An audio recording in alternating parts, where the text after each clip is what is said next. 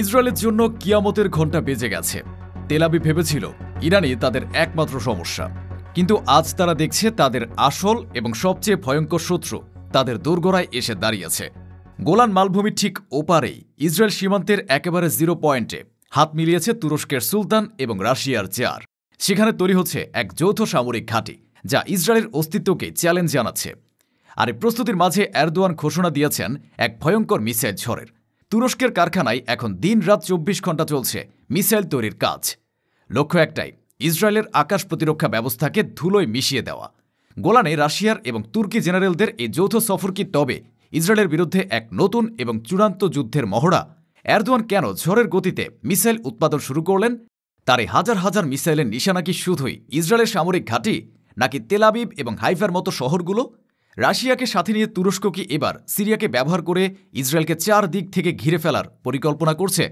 আর সবচেয়ে বড় রহস্য, ইসরায়েলের সাথে সুসম্পর্ক থাকা সত্ত্বেও তেল আবিব ধ্বংসের এই খেলায় ভ্লাদিমির পুতিন কেন তুরস্কের পাশে এসে দাঁড়ালেন? তেল আবিবের পতন ঘটিয়ে মধ্যপ্রাচ্যে কি হাসিল করতে চাইছে পুতিন? আমেরিকা এবং ইসরায়েল কি পারবে এই নতুন তুর্কি রুশ মহাজোটকে মোকাবেলা করতে, নাকি মধ্যপ্রাচ্যের মানচিত্র আবার নতুন করে আঁকবেন এরদোয়ান এবং পুতিন? এই সব প্রশ্নের উত্তর জানতে আমাদের ডুব দিতে হবে মধ্যপ্রাচ্যের সবচেয়ে জটিল এবং বিস্ফোরক ভূরাজনৈতিক দাবার ছকের গভীরে, যেখানে ইসরায়েল প্রথমবারের মতো বুঝতে পারছে যে তারা একটি নয় বরং দুটি পরাশক্তির ফাঁদে আটকা পড়েছে। 17 নভেম্বর 2025 ইসরায়েলি সামরিক গোয়েন্দা সংস্থা মোসাদের রাডার স্ক্রিনে হঠাৎ করে এক অস্বাভাবিক গতিবিধি ধরা পড়ে। গোলান মালভূমির সিরীয় অংশে, অর্থাৎ ইসরায়েলি সীমান্তের মাত্র কয়েক কিলোমিটার দূরে একটি উচ্চ পর্যায়ের সামরিক কনভয় দেখা যায়। প্রাথমিকভাবে তারা ভেবেছিল এটা সিরিয়ার কোনো স্থানীয় মিলিশিয়া বাহিনীর টহল, কিন্তু ড্রোন ফুটেজ জুম করার পর যা দেখা গেল তা তেল আবিবের জেনারেলদের কপালে চিন্তার ভাঁজ ফেলে দিল। কনভয়ের গাড়িগুলোতে উঠছিল তুরস্ক এবং রাশিয়ার পতাকা। আর মনিটরের রিপোর্ট অনুযায়ী এটি ছিল একটি যৌথ তুর্কি রুশ সামরিক প্রতিনিধি দল। তারা সিরিয়ার কুনেইত্রা এবং দারা প্রদেশে অবস্থিত পুরনো রাশিয়ান সামরিক ঘাঁটি এবং পর্যবেক্ষণ পোস্টগুলো পরিদর্শন করতে এসেছিল। এই ঘাঁটিগুলো একসময় রাশিয়ার নিয়ন্ত্রণে ছিল, কিন্তু ইউক্রেন যুদ্ধের কারণে তারা সেখান থেকে সরে গিয়েছিল। আজ তারা ফিরে এসেছে, কিন্তু একা নয়, তুরস্ককে সাথে নিয়ে। সামরিক বিশ্লেষকরা বলছেন এই সফরের উদ্দেশ্য অত্যন্ত স্পষ্ট। তুরস্ক এবং রাশিয়া মিলে গোলান মালভূমির কাছে একটি যৌথ কমান্ড সেন্টার বা সামরিক ঘাঁটি স্থাপন করতে চাইছে। এই ঘাঁটি হবে ইসরায়েলের বিরুদ্ধে তাদের ফরওয়ার্ড অপারেটিং বেস। এখান থেকে তাদের ইসরায়েলের নর্দার্ন কমান্ডের উপর নজরদারি চালাতে পারবে এবং প্রয়োজনে যে কোনো মুহূর্তেই হামলা চালাতে পারবে। ইসরায়েল এতদিন তাদের সীমান্তে হিজবুল্লাহ বা ইরানি প্রক্সিদের দেখে অভ্যস্ত ছিল, কিন্তু ন্যাটো সদস্য দেশ তুরস্ক এবং পারমাণবিক শক্তিধর রাশিয়ার সেনাবাহিনী যখন তাদের সীমান্তে ঘাঁটি গাড়ছে, তখন সমীকরণ সম্পূর্ণ বদলে গেছে। এটি আর কোনো প্রক্সি যুদ্ধ নয়, এটি সরাসরি পরাশক্তির সংঘাতের প্রস্তুতি। কিন্তু গোলানে ঘাঁটি স্থাপনই এরদোয়ানের একমাত্র চাল নয়। 20 জুন 2025 তারিখে তিনি আঙ্কারায় এক সামরিক অনুষ্ঠানে যে ভাষণ দেন, তা ইসরায়েলের জন্য ছিল আরও বড় দুঃস্বপ্ন। এরদোয়ান ঘোষণা করেন তুরস্ক তাদের মিসাইল উৎপাদন ক্ষমতা 3 গুণ বৃদ্ধি করবে। তিনি বলেন, আমাদের শত্রুরা আমাদের ঘিরে ফেলার চেষ্টা করছে, কিন্তু তারা জানে না তুরস্ক এখন আর অন্যের অস্ত্রের উপর নির্ভরশীল নয়। আমরা আমাদের নিজস্ব মিসাইল দিয়ে আকাশ ছেয়ে ফেলব। এই ঘোষণার পরপরই তুরস্কের রকেটসান এবং আসেলসানের মতো প্রতিরক্ষা কোম্পানিগুলোর কারখানায় যুদ্ধকালীন তৎপরতা শুরু হয়। স্যাটেলাইট ইমেজে দেখা গেছে তুরস্কের মিসাইল উৎপাদন কেন্দ্রগুলোতে নতুন নতুন অ্যাসেম্বলি লাইন স্থাপন করা হয়েছে। তারা এখন গণহারে তৈরি করছে বোরা, কাসিরগা এবং তাদের সবচেয়ে আধুনিক hypersonic missile typhoon. American enterprise ইনস্টিটিউটের এক আপ এড বা মতামত কলামে এই পরিস্থিতিকে বর্ণনা করা হয়েছে ভবিষ্যতের সংঘাতের মহড়া বা ড্রাই রান হিসেবে। তারা বলছে এরদোয়ান ইসরায়েলের বিরুদ্ধে একটি দীর্ঘস্থায়ী এবং প্রলয়ঙ্কারী যুদ্ধের প্রস্তুতি নিচ্ছেন।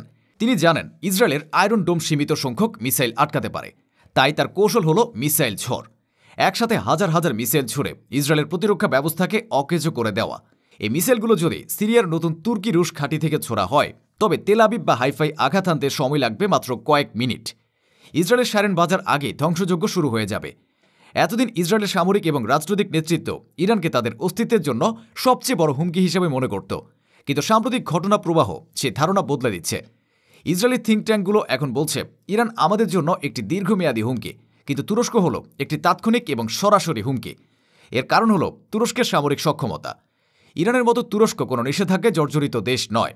তাদের হাতে রয়েছে ন্যাটোর স্ট্যান্ডার্ডের অস্ত্র, নিজস্ব প্রযুক্তির বিশ্বসেরা ড্রোন বাহিনী এবং একটি অত্যন্ত পেশাদার সেনাবাহিনী। আসাদের পতনের পর সিরিয়ায় যে বিশৃঙ্খলা তৈরি হয়েছে, তুরস্ক সেটিকে কাজে লাগিয়ে সিরিয়ার একটি বিশাল অংশ কার্যত নিজেদের নিয়ন্ত্রণে নিয়ে নিয়েছে। এখন তারা সিরিয়ার ভূমি ব্যবহার করে ইসরায়েলকে সরাসরি চ্যালেঞ্জ জানাচ্ছে। ইসরায়েল বুঝতে পারছে ইরানের সাথে তাদের যুদ্ধ হয় প্রক্সি বা মিলিশিয়ারদের মাধ্যমে, কিন্তু তুরস্কের সাথে যুদ্ধ হবে রাষ্ট্র বনাম রাষ্ট্র, যা হবে অনেক বেশি ধ্বংসাত্মক। এই ধ্বংসাত্মক যুদ্ধের প্রস্তুতির প্রমাণ হিসেবে সম্প্রতি সোশ্যাল মিডিয়ায় ভাইরাল হওয়া একটি ভিডিও ক্লিপ ইসরায়েলি গোয়েন্দাদের ঘুম হারাম করে দিয়েছে। সেই ভিডিওতে দেখা যাচ্ছে সিরিয়ার নতুন জাতীয় সেনাবাহিনীর প্যারেডে এমন সব অস্ত্র পরিদর্শিত হচ্ছে যা আগে কখনো তাদের হাতে ছিল না। এর মধ্যে সবচেয়ে উল্লেখযোগ্য হল তুরস্কের তৈরি এজদার 6x6 মডেলের আর্মড পার্সোনাল ক্যারিয়ার বা সাজোয়া যান। এই অত্যাধুনিক সাজোয়া যানগুলো মাইন এবং ইম্প্রোভাইজড এক্সপ্লোসিভ ডিভাইস প্রতিরোধের জন্য বিশেষভাবে ডিজাইন করা হয়েছে। এটি প্রমাণ করে যে তুরস্ক শুধু তাদের নিজেদের মিসাইলই বানাচ্ছে না, তারা সিরিয়ার সেনাবাহিনীকে একটি আধুনিক এবং শক্তিশালী বাহিনী হিসেবে পুনর্গঠন করছে। তুরস্কের প্রতিরক্ষা মন্ত্রণালয় থেকে ফাঁস হওয়া এক বিবৃতিতে বলা হয়েছে, সিরিয়ার সেনাবাহিনীর হাতে এই এজদার ট্যাঙ্কগুলো তুলে দেওয়া হল জায়নবাদী কাঠামোর বই চিরতরে বন্ধ করে দেওয়ার প্রথম ধাপ। এ একটা বাক্যই যথেষ্ট এরদোয়ানের চূড়ান্ত লক্ষ্য বোঝার জন্য। তিনি ইসরায়েলকে কোনো রাষ্ট্র হিসেবে দেখছেন না, তিনি একে এক জায়নবাদী কাঠামো বা অবৈধ স্থাপনা হিসেবে দেখছেন, যাকে ধ্বংস করা বা বই বন্ধ করে দেওয়া তার ঐতিহাসিক দায়িত্ব। সম্প্রতি এক জনসভায় এরদোয়ান আরও সরাসরি এবং ভয়ঙ্কর ভাষায় নেতানিয়াহুকে আক্রমণ করেছেন। তিনি বলেছেন, সন্ত্রাসী নেতানিয়াহু এবং অন্যান্য জায়নবাদী সন্ত্রাসীরা তারা চাক বা না চাক, সেই সুপরিচিত পরিণতি তাদের উপরে নেমে আসবেই। এই সুপরিচিত পরিণতি বলতে তিনি কি বুঝিয়েছেন? ইতিহাসবিদরা বলছেন তিনি সম্ভবত ক্রুসেডারদের পরাজয় বা অটোমান সাম্রাজ্যের বিজয়ের ইঙ্গিত দিচ্ছেন। এটি শুধু রাজনৈতিক হুমকি নয়, এটি একটি ধর্মীয় এবং আদর্শিক যুদ্ধের ঘোষণা। এরদোয়ান নিজেকে সালাউদ্দিন আইয়ুবের উত্তরসূরি হিসেবে উপস্থাপন করেছেন, যা লক্ষ্য জেরুজালেম মুক্ত করা। আর এই লক্ষ্যের পথে প্রধান হাতিয়ার হিসেবে তিনি ব্যবহার করছেন সিরিয়ার মাটি এবং রাশিয়ার সমর্থনকে। আসাদের পতনের পর সিরিয়া এখন একটি দাবার বোর্ড, আর এই বোর্ডের দুই প্রধান খেলোয়াড় হলেন এরদোয়ান এবং পুতিন। তারা তাদের পুরনো শত্রুতা ভুলে এখন একজোট হয়েছেন একটি অভিন্ন লক্ষ্য নিয়ে, মধ্যপ্রাচ্য থেকে আমেরিকা, ইসরায়েল এবং সৌদি আরবের প্রভাব মুছে ফেলা। তুরস্ক সিরিয়ায় নতুন সুন্নি নেতৃত্বাধীন সরকারকে পরামর্শ দিচ্ছে রাশিয়ার সাথে ঘনিষ্ঠ সম্পর্ক বজায় রাখার জন্য। এরদোয়ান সিরিয়ানদের বোঝাচ্ছেন, আমেরিকা বা ইসরায়েল তোমাদের রক্ষা করবে না, তোমরাই তাদের পরবর্তী টার্গেট। তোমাদের একমাত্র রক্ষা কবচ হল রাশিয়া এবং তুরস্কের জোট। এই কৌশলের মাধ্যমে এরদোয়ান সিরিয়াকে ইসরায়েল বিরোধী একটি শক্তিশালী দুর্গে পরিণত করছেন।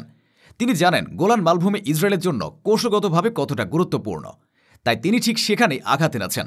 রুশ সেনাদের সাথে নিয়ে সেখানে টহল দিয়ে তিনি ইসরায়েলকে বুঝিয়ে দিয়েছেন, গোলান তোমাদের নয় এবং আমরা সেটা প্রমাণ করতে এসেছি। ইসরায়েল এতদিন ইরানকে নিয়ে ব্যস্ত ছিল, কিন্তু তারা খেয়ালই করেনি যে তাদের পেছনের দরজা দিয়ে ঢুকে পড়েছে তুরস্ক। গোলানের সীমান্তে আজ উড়ছে তুর্কি এবং রুশ পতাকা, আর আঙ্কারার কারখানায় তৈরি হচ্ছে ইসরায়েলের ধ্বংসের সরঞ্জাম। নেতানিয়াহু আজ বুঝতে পারছেন তিনি সাপের লেজে পা দিয়েছেন। তিনি গাজায় হামলা চালিয়ে মুসলিম বিশ্বকে উত্তেজিত করেছেন, আর তার ফলেই আজ তুরস্কের মতো একটি শক্তিশালী দেশ তাদের বিরুদ্ধে অস্ত্র ধরেছে। কিন্তু এখন আর পালানোর পথ নেই। মিসাইলের ঝড় আসছে এবং তা থামানোর ক্ষমতা হয়তো আয়রন ডোমেরও নেই। মধ্যপ্রাচ্যের আকাশে এখন আর শান্তির পায়রা ওড়ে না, ওরে তুর্কি ড্রোন আর রুশ যুদ্ধবিমান, আর মাটিতে শোনা যাচ্ছে কামানের গর্জন। বিশ্ব আজ এক নতুন যুদ্ধের দ্বার প্রান্তে, যার কেন্দ্রবিন্দু হবে গোলান, আর যার ফলাফল পাল্টে দেবে পুরো পৃথিবীর ইতিহাস।